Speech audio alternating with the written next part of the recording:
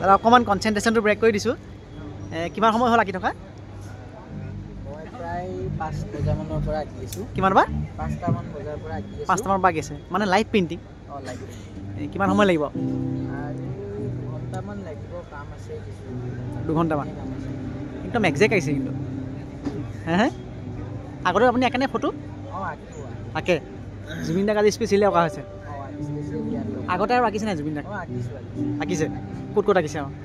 নাই মই নিজাববীয়াকৈ আঁকিছোঁ ধৰক হয় পেইণ্টিং হিচাপত বেলেগ বেলেগ ৱাল পেইণ্টিঙো কৰিছোঁ কেইখনমান হয় মই এনেই অৰিজিনেলি নলবাৰী হয় হয় তাতেও কৰিছোঁ এই মুঠ কেইঘণ্টা লাগিব গোটেইখন আঁকি উলিয়ালে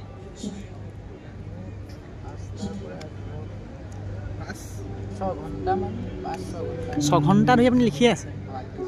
নাই এতিয়া 6 ঘণ্টা হোৱা নাই মানে 6 ঘণ্টা লাগিব 6 ঘণ্টা ধৰি আঁকিয়ে থাকিব আপুনি উঠি মেলি গৈছে নাই নাই এবাৰ গৈছিলোঁ আপোনাৰ নামটো কি ক'লে মোৰ ডিম্পল বৰ্মন ডিংকল বৰ্মন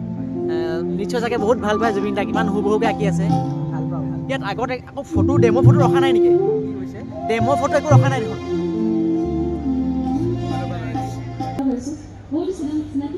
কোনখন দাদা ফটোখন এইখন ফটো ডিংকল আপুনি কি বৰ্মন ডিংকল বৰ্মন নলবাৰীৰ অত্যন্ত প্ৰতিভাশালী এজন যুৱ চিত্ৰশিল্পী আঁকি আছে জুবিন গাৰ্গক প্ৰায়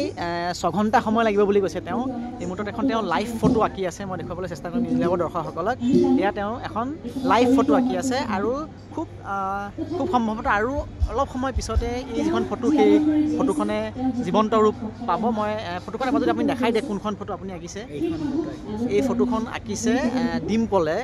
অত্যন্ত সুন্দৰ আৰু নিখুঁতভাৱে আঁকিছে তেওঁ আৰু কেইটামান মুহূৰ্তৰ পিছতে এই যিখন ফটো সেই ফটোখনে আচলতে জীৱন্ত ৰূপ পাই উঠিব ইতিমধ্যে ফটোখনৰ মই যদি ভুল নহয় 80-90% প্ৰাণ পাইছে ফটোখনে ভাবেনে আপুনি 80-90% প্ৰাণ পাইছে বুলি ফটোখনে মোৰ মতেতো 60% মান হৈছে আৰু ক'ত ক'ত মানে হেৰি ফেচত কাম আছে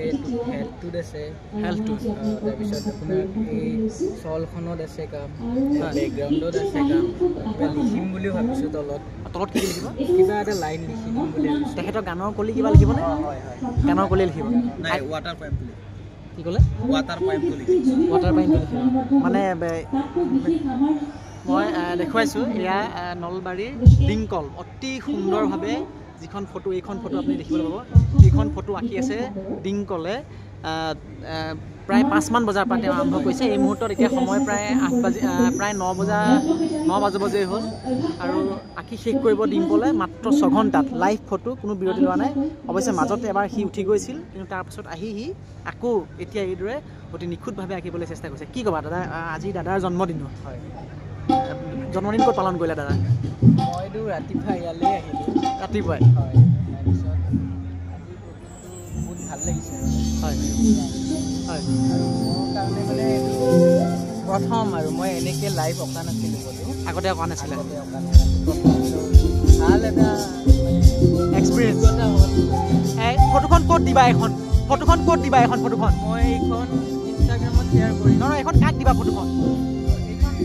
সকলোৱে অৰ্গেনাইজ কৰিছে যিহেতু এখন এওঁলোককে দিবা ঠিক আছে অল দ্য বেষ্ট সোনকালে আঁকি দিবা